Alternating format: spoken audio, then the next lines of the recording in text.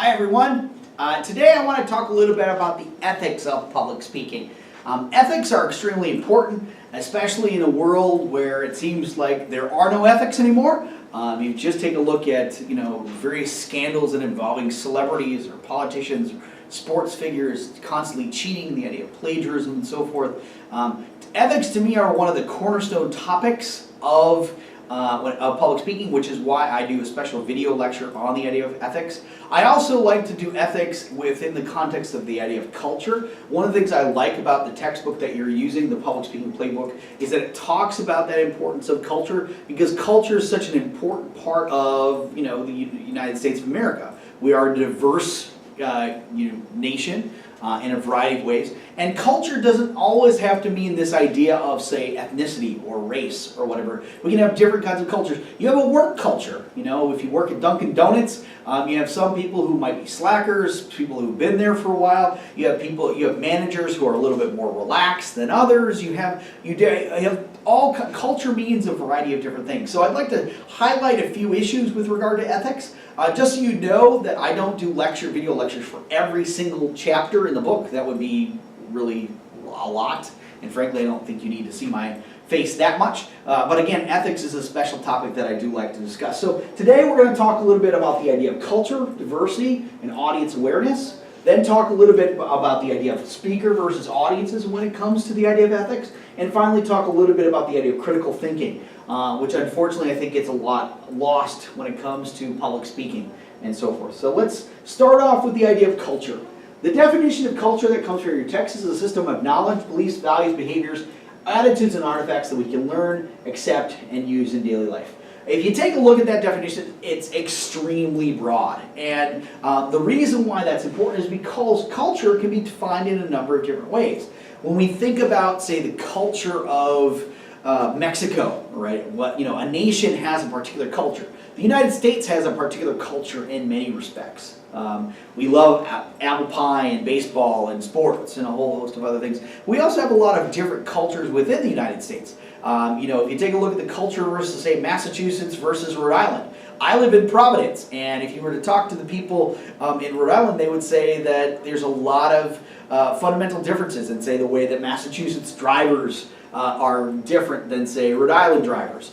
I just returned and have taken students to South Africa, and I can tell you that the driving culture in South Africa is fundamentally different than it is here. In fact, I was scared for my life when I was actually in South Africa, and was really, really happy to return to the United States, where even where we have a more aggressive driving culture around here, it's certainly not that bad. So when we're talking about the idea of culture, it's important that we think about culture in a very, very broad way. We don't just narrow it down to, say, race or gender or sexual orientation or gender identity or whatever it is. All those things are important, but they're only different aspects of different kinds of cultures. We have all kinds of culture. We have a culture here at Bridgewater State.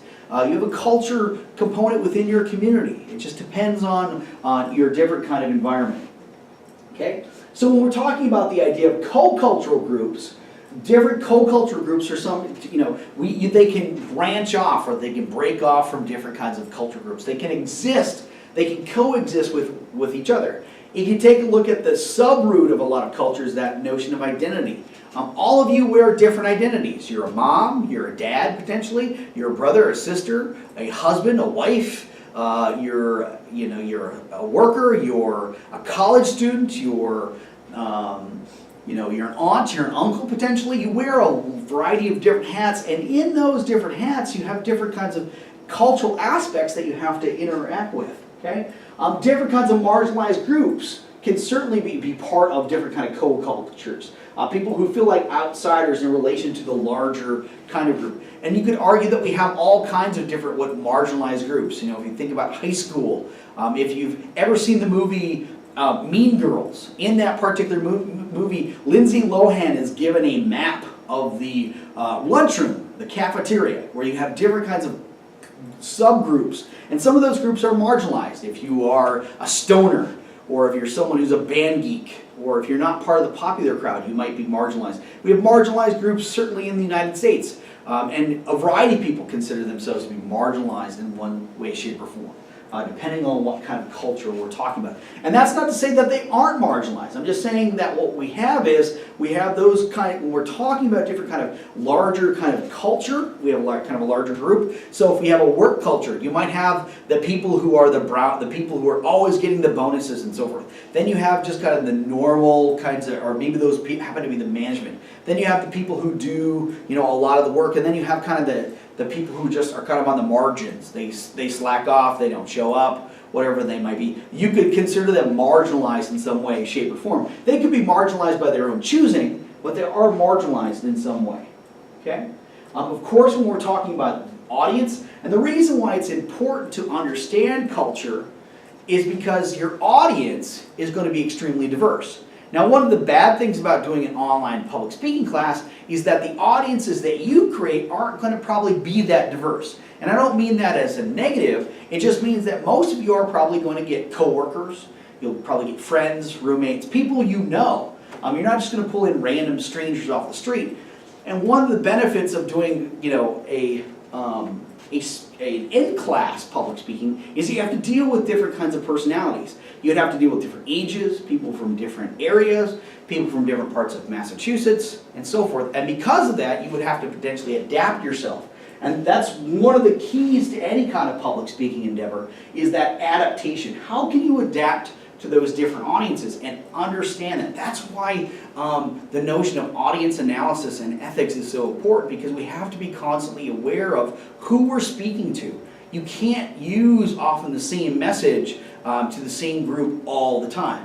One, it becomes old and boring, and two, they may not respond to the same kinds of jokes, the same kind of inside information that you might be putting forward.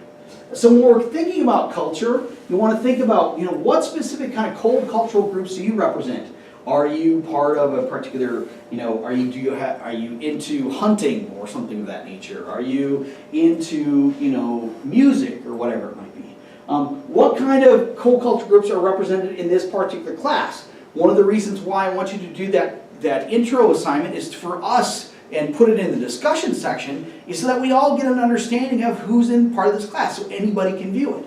And it puts also a name to the face. And what cultural identity is for you the most influence in shaping your particular self-concept? And that's important. Again, cultural identity does not have to be specifically toward your race or your gender.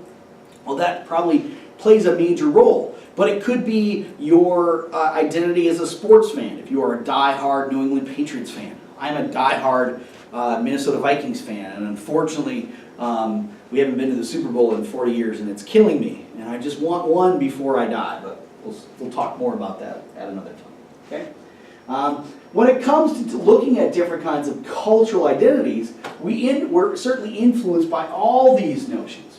We're influenced by the idea of race. I am a white male.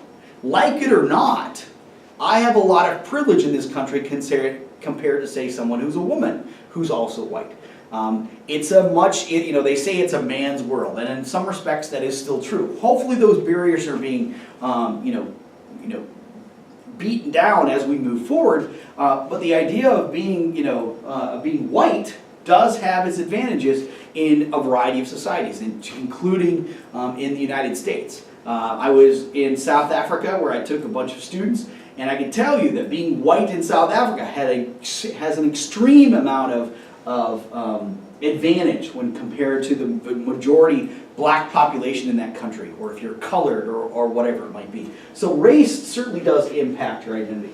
Your gender, you hear the statistic that women only make about 82 cents, I think it's actually on the rise, but 82 cents for every dollar that a man makes. Certainly gender impacts how we see ourselves. The idea of, can a woman have it all today? That's a fundamental question that we won't deal in this class, but I always think it's a fascinating question. Can a woman be a mom and have a career and do all those things? I personally think they can, but there are a number of prominent women in this country who would argue, no, you can't. You have to sacrifice something. Your gender plays into your identity because, whether you're a male or female, and it certainly impacts. Or the idea of transgender identity. The notion of gender identity becoming more and more fluid in many respects, with recognition in the courts, The controversy in a number of states passing laws about you have to, focus on your birth gender or your birth sex in order to use different kinds of bathrooms and so forth. One of the things I like to point out is that there's a difference between sex and gender. Sex is biological, and gender often can be considered constructed in many respects. And if you don't believe me, just think about when a child is born. If a baby is born as a male, what color blanket are they wrapped in? If it's a girl, what color blanket that they're wrapped in? From the very time that they're born, they're constructed in some way, shape, or form. That's not necessarily good or bad, but it is a fact that gender is certainly a construction. The idea of age, okay? As I get older, I realize that I'm not going to get carded anymore. I don't look as young as I used to. Age has its advantages, but it also has its disadvantages. The unfortunate thing that happens is as you get older, sometimes you're not looked upon as vibrant as the old saying, that beauty is wasted on the youth. The idea, and certainly that is true, because if you know what you know now, right, and you could go back 20 years, think about how dangerous you might truly be. I wish that I knew a lot of the things that I knew back when I was, say, 23. Certainly my life might be a little different. It might be better or worse in some respects. Your religion, certainly your religion impacts what you're doing. If you're very, very strong in your Christian faith or Muslim or Judaism or Buddhism or whatever it is, it's going to have an impact upon how you see the world and how you interact with other people.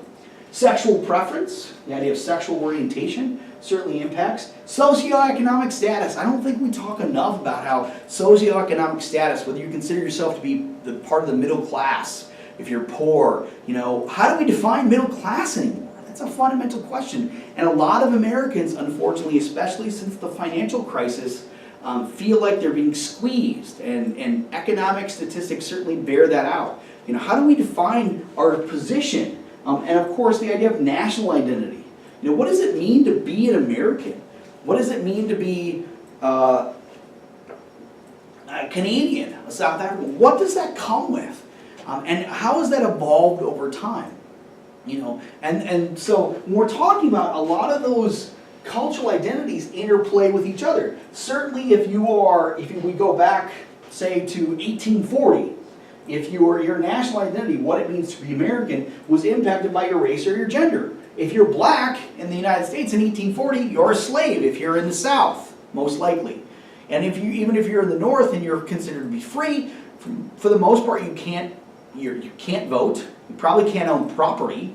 Okay, that status of what your national identity, would you really consider yourself to be an American in 1840 if you're black and in the United States? What about if you're female, or you're old, or your religion, or whatever it might be?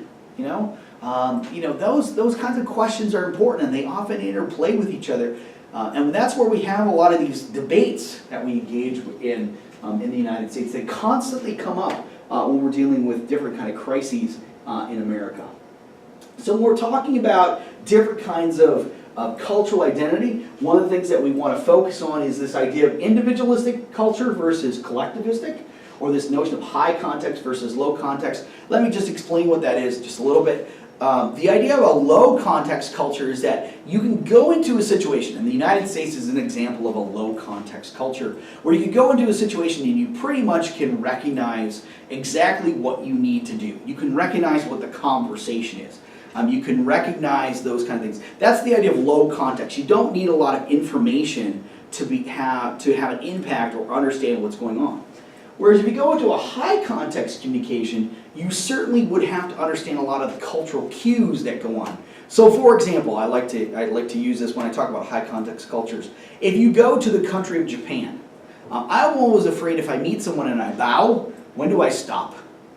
How do you know when to stop? How do you know what words to use? How do you know when to take off your shoes? Often you have to rely on the cues of others, in order to communicate. And that's what we're talking about when we're talking about these kind of low context and high context. And these kinds of, depending on how people look at these things, different kinds of topics and issues can impact about how they interpret your language, your use of, delivery and body and eye contact and a whole host of different things impact how you engage in a variety of different things when you're constructing your speeches. So that's why kind of cultural identity is important when we're taking a look at that notion of certainly the idea of ethics. Okay? Certainly these are some things that we want to get rid of. One, trying to avoid ethnocentrism and alienating your audience, selecting different types of supporting evidence for a wider appeal. The more diverse you have, the better, meaning you just don't rely on, say, your friends or one specific newspaper. You expand your horizons, investigating things that maybe you even disagree with, displaying empathy and demonstrating respect and patience for people, and being flexible or being able. A lot of this is what is called being mindful of the situation that you're in. And unfortunately, I think a lot of us aren't always aware of that. I know I'm certainly guilty of that, where, you know, sometimes I will blurt something out when someone didn't want me to. I'm not mindful of that particular situation. That unfortunately comes with the territory of being someone who is long-winded and who talks a lot and so forth. Okay, but being mindful of what we're talking about. Okay, when we go to the idea of ethics. Ethics is certainly the study of values, and they serve as criteria for different kind of evaluating or measuring different behavior. Ethical communication is honest, accurate, and reflects the best interests of audience and speakers. You can certainly make the argument that ethics is lacking in a lot of our politicians nowadays, especially during this previous presidential election that we had in 2016. You could argue that there wasn't a lot of ethical communication on either side, no matter who you supported and so forth. But it's important that we do have ethics, because without that idea of honesty, without those idea of core values, you know, we're essentially lost. You know, the idea of having some kind of something to base how we judge people, something to consider. You know, what is ethical to wear during a presentation? You know. Is it ethical to wear, you know, if you're doing a speech in front of me and you're wearing a t-shirt that highlights the idea of smoking weed, right? Or whatever it is. Personally, I don't care, but is that something you really want to wear in a formal presentation?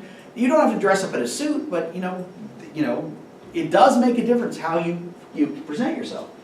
Is it ethical to teach a lay audience a topic that is self-destructive or violent, you know? How to make a bomb during a public speaking class. Again, I would encourage you not to do anything that would be illegal or get you or me in trouble. I would choose something that that can still be important. Like, I had a great speech on a student who decided to teach us how to make beer, right? Or beer brewing kind of speech. That's perfectly fine. That's fundamentally different than going out and, you know, showing us how to go out and build a nuclear weapon or something like that. That would be a little bit odd. And then what would be unethical gestures or body language during a presentation? It certainly wouldn't be, unethical would be if you're in the United States, if you've flipped your professor off using the middle finger. That would be somewhat unethical. If you are, you know, if you're just really kind of, you know, you really don't care about your presentation, I don't know if that would be considered unethical, but it certainly might be considered to be unprofessional. Okay? Certainly ethics in public speakers involve different kinds of audiences. We have to understand these are important questions. So when you're doing this, you can look over these questions, but just to highlight, you know, what are the speaker's motives? Why are they there? Is the information they're presenting, is it biased, honest, or appropriate? Again, look over these kinds of questions, and whenever you're taking a look at presentations, it's important that you can use these questions as a guide to measure what kind of ethical content that person might have in that particular presentation. Certainly a challenge to different kind of credibility when plagiarism is present, the